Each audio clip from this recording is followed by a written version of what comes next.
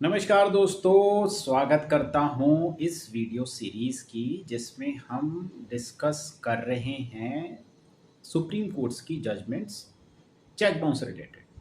दोस्तों, अगर जैसे कि पिछले वीडियो में मैंने ये बताया था कि जो कंपनी के डायरेक्टर होते हैं वो लायबल होते हैं, लास्ट जो जजमेंट थी। लेकिन ये केस उल्टा है। क्या होगा अगर लेन देन जो था आपका एक कंपनी के साथ था, प्राइवेट लिमिटेड कंपनी से, लेकिन कंप्लेंट जो करी वो आपने उसके डायरेक्टर के नाम की करी। एक्यूज जो बनाया वो डायरेक्टर को बनाया, कंपनी को नहीं बनाया। दोस्तों, शुरुआत करते हैं श्री भगवद गीता के इस श्लोक के साथ। ना ही कृषति शरणम अभि जातो उत्क्षीण कृम प्राते कार्यत अवम सहकर्म सर्व प्रकृति जहर गुणे। इसमें दोस्तों श्री कृष्ण श्री अर्जुन से ये कह रहे हैं कि आप हर समय कुछ ना कुछ कोई ना कोई कर्म कर रहे हैं।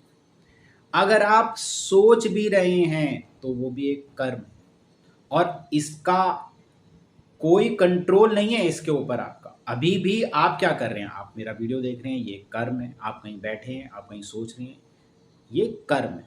तो इंसान जो है वो हमेशा कर्म करता रहता है। उसको ध्यान रखना चाहिए कि वो कर्म क्या कर रहे हैं।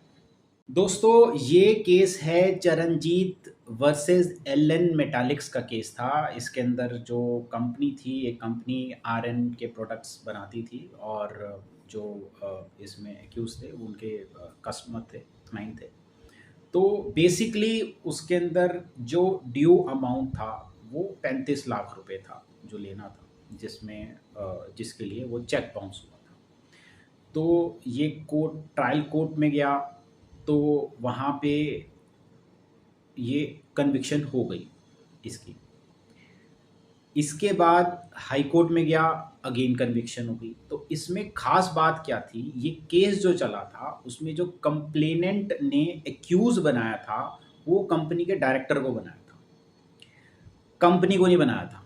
अब ये चीज़ ट्रायल कोर्ट और हाई कोर्ट ने इग्नोर करते हुए कन्विक्शन दे दी। लेकिन जब ये पहुंची सुप्रीम कोर्ट के पास, तो सुप्रीम कोर्ट ने कहा कि भाई साहब, ये जो केस है, ये जो लेनदारी है, ये तो कंपनी की तरफ से है ना। तो कंपनी को तो आपने एक्यूज बनाया ही नहीं, आपने उसके डायरेक्टर को ही बनाया। कंपनी को भी बनाओ, आप दोबारा से कंप्लेंट कीजिए। तो एक्विटल हो गया था इसके अंदर। मींस सुप्रीम कोर्ट ने केस खारिज कर दिया क्योंकि कंपनी को एक्यूज नहीं बनाया था डायरेक्टर के साथ।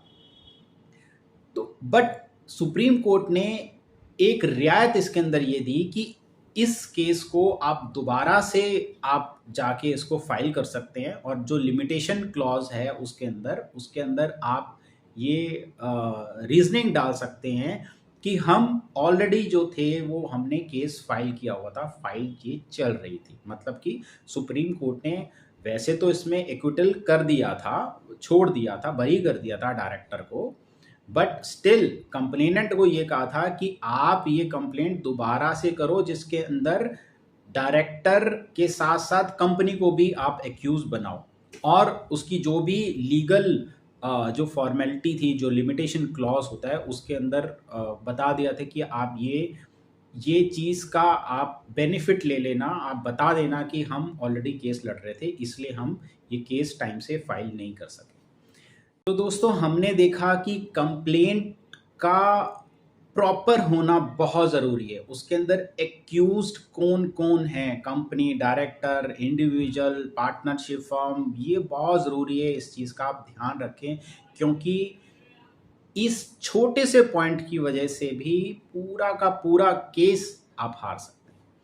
तो इसी के साथ मैं मनीष अलग आपसे इजाज़त चाहूँगा। मिलते हैं अगले वीडियो में, तब तक के लिए नमस्कार।